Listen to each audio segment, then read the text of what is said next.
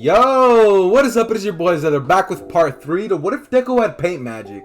On the last part, we had essentially left off with the USJ attack, and basically the cleanup was happening. On the last part, Deku had basically massacred all of the villains, but Shigaraki and Kurogiri actually ended up getting away. Now, after that, Deku and Katsuki would basically decide to use their break from school to train together at Dagoma Beach, and they would spend this time basically just bonding a little bit more, just hanging out and training their quirks together. Now, Deku would actually not be training his quirk, but he would begin to draw, what's it called? He would begin to, oh wait, no, I said draw, no. He would begin to basically spar with Katsuki every day.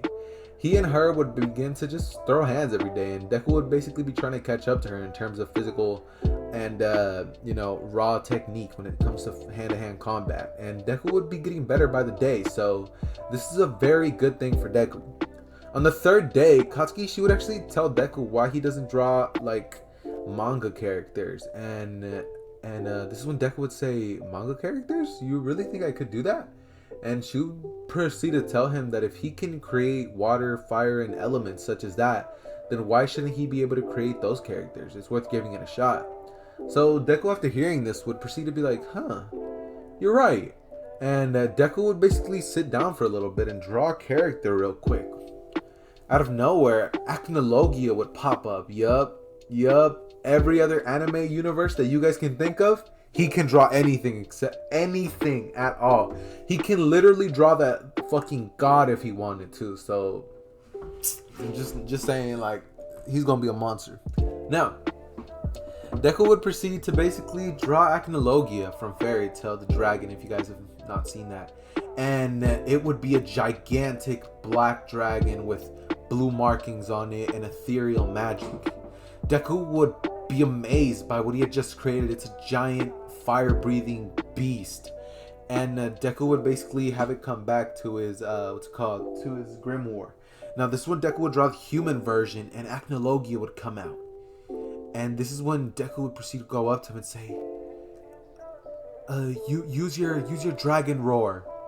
Acnologia would go, "Aetherius, roar!" and it would just shoot a giant beam of ethereal energy into the sky. It's when Katsuki would be blown back and she'd be sent flying, as Deku was simply flying and kind of having the wind pressure pull him back. Deku would be like, awesome. So for the next 4 days, Deku would actually spend them drawing anything and everything he could ever imagine. He would draw every character from Demon Slayer, My Hero, Naruto, One Piece, Jujutsu Kaisen, Baki. He would draw everything. I mean everything. He would begin to draw freaking demons. He would draw everything you guys can think of. He would just begin to draw anything that could come to mind for uses later. And Deku would proceed to actually draw other characters, like TV show ones. He would begin to draw characters like SpongeBob and just cartoon characters like that. So yeah, that's what Deku would have spent doing. Now when they arrived back in school, they're basically told about how they're going to be having the UA sports festival, and everybody would be stoked about it, especially Uraraka. She'd be like, "I'm gonna do my best," just like in canon or whatever, and Deku would be like, "What a weirdo," but would kind of just encourage and egg her on just to, be a nice guy. So after this, Deku would proceed to just kind of be chilling, and this is when they would get told about the fact that they're gonna have to be doing their best on this, because if they don't, then they're not gonna get good internships. And Deku would actually not be phased at all. The day of the UA, the UA Sports Festival comes around, and Deku has to give a speech. I'm just going to say that he ended up giving a really motivating speech to all of the other participants that basically encouraged them to try their best, meaning that Monoma, Shinso, and others such as that won't really be hating on them for being the class that quote-unquote got attacked by villains and having them seen as the bad guys. So everybody would kind of just be on equal footing. Now, as soon as the race starts, Todoroki would try to use his ice to get in the way of Deku, since he has a little bit of a grudge for Deku and Katsuki, since they always seem to beat him one way or another. And Deku would proceed to just kind of smile as Todoroki shoots his ice. Deku would run and jump into the air as he summons his Grimoire and just begins to fly and bolt right off to the finish line. Katsuki would actually be really close to him and actually begin to pass him when she uses one of her even stronger nuclear level explosions to blast her constantly. Sort of like rays that are just keeping her afloat, kind of like an Iron Man would do. After Deku sees this, he would draw a portal in front of him, and at the finish line, he would hop straight through it. He would appear right out of the other portal and say, "Guess I won," as Katsuki arrived. And Katsuki would be like, "Ugh." She'd be like, "Should have known you would win, Deku." And Todoroki would see this and be like, "They're incredible." Now that would begin to proceed to happen. And in terms of cavalry battle, this happens a lot differently. Now, when the cavalry battle gets announced, Deku would proceed to ask Katsuki if she wants to be on his team. And after this, Deku would begin to basically draw a giant phoenix. Yeah, no. It wouldn't be a phoenix. He would legit draw... What's a dope dragon? He would draw the Datara clay dragon. Yeah, that one right there. That's a dope one. He would draw the Datara clay dragon and it would come to life. Deku would tell Katsuki to jump on, and this is when Deku would create an eraser head of his own, giving him the ability to cancel quirks. So anybody that tries to get up to them will have their quirk erased, immediately resulting in their loss. So this means that Todoroki and teams such as that don't end up trying to go get the 1 million point headband, since Deku has it heavily guarded with a giant dragon that's the flap of its wings cause immense wind pressure. So nobody would have the balls to go up there. In terms of that, Deku ends up getting first place, and everybody else who had passed in the original would end up passing. Now for the first match with Deku versus Shinso actually ends up catching Shinso doesn't catch Deku off guard. Deku immediately walks in there and would proceed to just draw... who do we want to use for right now? He would proceed to draw... Minato. He would proceed to draw Minato. Now Minato would throw kunai right at Shinso's leg that actually ends up cutting into him, and he would teleport him outside of the arena before Shinso could even react. Deku would be known as the winner of that, and Shinso would be quite angry at Deku for not letting him show off what his quirk can do. Be a little angry at Deku, and Deku would kind of just walk off the arena. Now in the middle of this, Todoroki would actually have pulled Katsuki aside. It's a girl, I forget. Katsuki aside, and he would begin to tell her that he better stay out of her way, that he's gonna win in that. No matter what, he's gonna destroy her in this. And this is when Deku would begin to walk around the corner and see this. Now as soon as he sees this, Todoroki would have actually had his hand on Katsuki, and she would be staring him down as they were both about to fight there. But Deku would arrive and would use would create an acnologia right beside him. This is when he would look at Todoroki with his head turned sideways and say, "Is there a problem here, Todoroki?" And Todoroki would begin to just kind of scoff and be like, "There's no problem here." He would walk away and she would tell him what happened. Deku, knowing that he's about to fight him next, would begin to prepare him for a world of pain. Now as soon as the match starts, Todoroki would try to use a giant ice geyser, but Deku would have other plans. He would create Grey Fullbuster from Fairy Tail, and he would proceed to... Oh wait, no, he wouldn't do that. He would create Natsu from Fairy Tail, and Natsu's aura itself would begin to melt the arena, as well as... No. I don't want to do him like that. Deku would proceed to basically create Natsu. And this is when Natsu's aura alone melts through the ice, not letting any of the ice get to any of them. And Todoroki would get frustrated. This is when he would activate his fire and try to shoot it at Natsu, but he would proceed to just eat it and keep walking. Todoroki would get extremely angry, but Natsu would say, "Fire Dragon Talon!"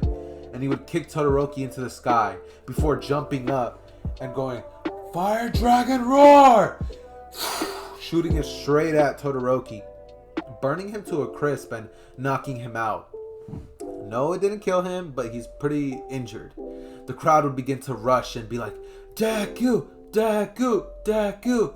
And this is when Deku would walk out victorious. Now after this happens, Katsuki would actually have her match with Deku, and that match would be very self-explanatory. Deku would proceed to create Goku, and Goku would proceed to just run in there in the blink of an eye, grab Katsuki and take her outside of the arena. making Deku win, and she'd be like, as expected. So that's that for in terms of the UA Sports Festival. Deku would have actually just went right through it like it was nothing. Now, moving on to picking hero names as well as the internships. For Deku's hero name, I'm not really too sure what his name should be. You guys go ahead and give me some suggestions down below in the comment section, and for the next part of this, I'll definitely be using the name that I find the best. Now, in terms of what hero Deku ends up choosing, he actually ends up choosing the hero Edgeshot. He chooses him because he has actually looked up to him for a little while now, because Edgeshot, he seems like a really outside of the box thinker when it comes to his quirk. And Katsuki would have actually ended up going with Gran Torino because she wants the training. Now, her training would actually revolve around nothing but combat training, and when she arrived, she saw Gran Torino on the floor, and she ended up freaking out, being like, what? Whoa, oh my god, he's dead! When Gran Torino would get up and say, gotcha. Now, they'd proceed to do a little bit of combat training, and Gran Torino would praise her for her amazing work with One For All, and finding out that she could use it throughout her entire body.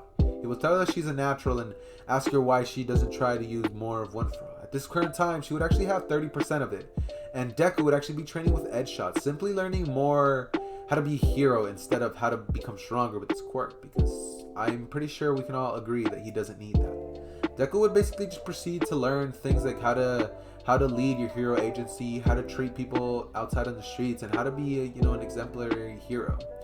So Deku would just be learning how to around the ropes, and he would be a little bit of an intern, more of a stereotypical intern, you could say, not to get stronger. So this is when the Hosu incident would happen, and Gran Torino and Katsuki would be on the bus. Now at this time, Deku and Deku and Edgeshot would actually just be at the residence Deku and Edgeshot would just be at Edgeshot's hero agency, and Deku would actually turn on the news. When he turns it on, he sees that there's Nomus attacking Hosu City, and he would wonder, and he would begin to think that that's around the area that Katsuki's at. He would get extremely worried and basically create a portal, taking him there almost instantly. Now, going to Katsuki. This is when the Nomu would have crashed through the window, and in terms of what's going on at the current time, Katsuki would have actually flown out the window after Gran Torino, but when she was about to catch up to him, she would actually see Ida in the alleyway, and she would proceed to go in there and try to save him. She would take Ida as well as the hero native and would begin to get into a fight with Stain, who would begin to tell her that she's nothing but a fake. She would tell him that it doesn't matter what he thinks of her, that she's going to save these kids and she's going to bring him in for justice. Now, this is when the hero killer would ask if she would tell her that he would like to see her try. And they would get into a heated battle. Katsuki would actually be doing fairly well since she has a lot of combat prowess, and 30% of One For All is no joke at all. Now, the battle would drag on for about 5 minutes, and this is when Katsuki would finally get an edge on him, basically getting him with one of her giant-sized explosions, shooting him straight into a wall and knocking him out. As this happens, Deku would proceed to teleport straight to Katsuki, and he would be like, "Are you okay?" as he sees the hero killer on the floor passed out, and he would say, "You did that on your own?" She would begin to hold the back of her head and be like, "Yeah." Deku would actually end up going up to her and saying, "I was so worried for you." And she would tell her, she would begin to blush red. This is when Deku would begin to blush as well, as they would just chill there as the heroes would arrive. Now this is when Stain would try to get up, but Deku would create an All Might to just punch him over the head and knock him out. And when the flying Nomu comes in to try to take Deku, it picks him up, but Deku just creates a wind sword to slice the Nomu up, meaning that it cut the brain up so it couldn't regenerate. And in terms of that, that's how the Stain arc would end. With the dog police guy, he basically ended up doing what he had done in canon, telling them that they're not going to get any credit, and Katsuki as well as Deku would be totally okay with that. They're not clout chasers. They're not in it for the fame. They're in it for saving people and doing what's right. So they would actually be perfectly fine with this. Now, what's the next arc after that? I'm pretty sure it's the heroes test. When they when they arrive back to school, they end up getting told about the little race to see how everybody's improved. Now, of course, Deku would end up winning since he just teleported to All Might and immediately won, getting first place. Now, in terms of studying for the test and the final, Deku would actually be studying with Katsuki. He's not exactly the smartest. No, yeah, he is definitely the smartest. He would basically just have one of his creations do it for him. He would create... Who's a very smart character? He would create Light Yagami, not evil version, and Light would proceed to just do the entirety of the exam for him, as well as tutor Katsuki, with Deku around, of course. And in terms of the actual battle, it would be Katsuki and Deku up against All Might. But All Might would have actually asked Deku if All Might would have actually not been restrained, and All Might would have actually asked Deku if he can heal him before this starts. Now, this is when Deku would say, "Oh, heal you? Oh, of course, All Might. You should have asked sooner." This is when Deku would proceed to create. Who should I have heal All Might? He would create Elizabeth from the Seven. He would proceed to make Whis, and Whis would arrive and immediately heal All Might's injury, making him back to his former self and actually increasing his strength tenfold. Now, this is when Deku versus Katsuki and no. This is when All Might versus Katsuki and Deku would happen. As soon as the match starts, Deku is not playing any games. He would create Meliodas out of nowhere with Assault Mode activated, and Meliodas would proceed to obliterate All Might. The second he runs up to him, All Might would be like, and go in for a punch to Meliodas, but he would stop it with a finger, and then proceed to say, "How dare you lay your hand on me, you mortal scum," as he then says, "1,000 divine slices," and cuts into All Might's every injury. This is when All Might basically ends up dying, but Deku would be like, "God damn it, you went too far." He would summon Whis and reverse time by 10 seconds before the hand. And then he would tell Meliodas to take it down a notch and not really kill him. Meliodas would proceed to do the same thing, except not killing him, and Deku would just heal All Might after winning. That's how that ended, and after this they'd be told about the forest training arc. In terms of the forest training arc, Deku and all of them would have been on the bus, just like in canon. Now, once they arrived, all of them would realize what's going on, and Deku would actually catch wind of what's about to happen. Now, he would proceed to grab onto Katsuki's hand before they get thrown off, and he would fly, having himself and her land softly as the rest of the class gets a little injured, you could say. Now, after that, the class would proceed to tell him why he didn't save all of them, and Deku would say that, well, he didn't have to. And they'd get a little butthurt, but Deku would begin to be like, okay, whatever. This is when Deku would basically open his grimoire and create all of the dragons from Fairy Tail. He'd create Acnologia. He would create the Shadow Dragon, the Light Dragon, and they would basically just end up hopping on their backs. Now, they would fly over to the actual place, and once they arrived, Deku would tell them that that's their recompensation for not saving them. They would all basically be pretty happy by Deku, and this is when Deku would be like, "Man, I'm starving," and Deku would proceed to be like, and be like, "Do we have to cook?" And this is when they'd look around and be like, "Oh no, it looks like we have to cook." And Deku would be like, "Got me messed up." And he would proceed to create, what's that guy's name from the anime? That Food Wars, the guy from Food Wars, Shokugeki. He would create Shokugeki, and he would create 10 of him, and they would proceed to cook the greatest meal that they've ever had. Now, after this, they'd be done eating, and this is when the pros would arrive. Aizawa would kind of slap himself in the face and be like, "God damn it, I should have known." And would proceed to tell them, "Well, I guess you guys did it." Tell them that they're going to just be resting, I guess, for today, and tomorrow they're going to have a hellish training day. In terms of tomorrow, all of the trainings would have gone the same, but Deku would have actually created the hyperbolic time chamber and had them all train in there for a year. All of the students would get a massive strength boost to what they had already had, and Deku would be praised for what he had done. This is when the League of Villains would arrive at night, and as soon as the forest starts burning, Deku's not playing any games. He would release every anime protagonist, and they would destroy all of the villains. Every single one of them would get caught. Dabi, Toga, Twice, big muscular guy. He would catch everybody. Now, after this, Deku would proceed to say, "Okay, I'm very, very, very irritated." And he would proceed to be like,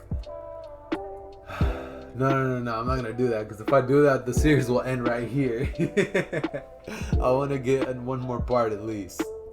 Now, that's basically going to conclude the ending to the Little Forest arc with Deku as well as all of the students actually helping take out most of the heroes. But the anime protagonist would have wiped them out in about 1 second. Madara would have came out and just Shinobi Alliance them, you know?